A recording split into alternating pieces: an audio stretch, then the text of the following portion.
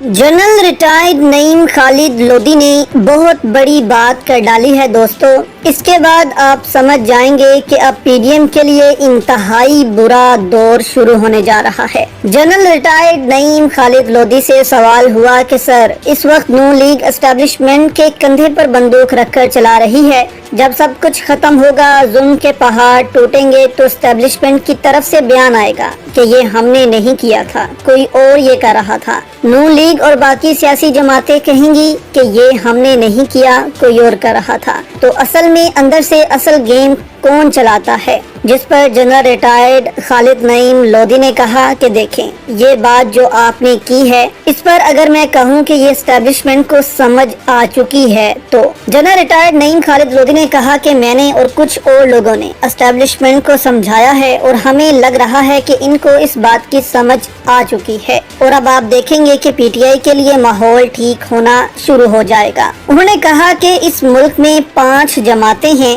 एक पीटीआई, दूसरी पीडीएम, तीसरी एस्टेब्लिशमेंट, चौथी अवाम और 5वीं जो जमात है वो है गैर मुल्की एजेंसी, जो नहीं चाहती कि पहली 3 जमातें एक हों। वो चाहती हैं कि इनमें दूरियां बरकरार रहें और जब भी मौका मिले हम इनको आपस में लड़वाएं। उन्होंने कहा कि जब हमने इन तीनों जमातों को समझाया तो इनको समझ आ गई है। और कल आपने देखा कि पीपल्स पार्टी के कमर जमान काहिरा ने बयान दिया कि पीटीआई को लेवल प्लेइंग फील्ड मिलनी चाहिए, इलेक्शंस में उनको इलेक्शंस में उतरना चाहिए, किसी जमात पर पाबंदी नहीं लगनी चाहिए। लेकिन नून लीग सिर्फ अपने लालच में है और जैसे पीपल्स पार्टी ने नून लीग को आगे करके तबाह किया, इसी तरह नून लीग एस्टेब्लिशमेंट को आगे करके तबाह करना चाहती है, जो कि अब एस्टेब्लिशमेंट को समझ आना शुरू हो चुकी है। और सिर्फ 8 दिन आप रुक जाएं दोस्तों, इसके बाद आप देखेंगे कि नून लीग के साथ होता क्या है। जो कानून ये बना रही हैं, उनमें तरमीम कर रहे हैं, ये इनके ही गले की हड्डी बन जाएंगे और फिर इनकी चीखें और इन लफाफा सहाफियों की भी चीखें आप आसमानों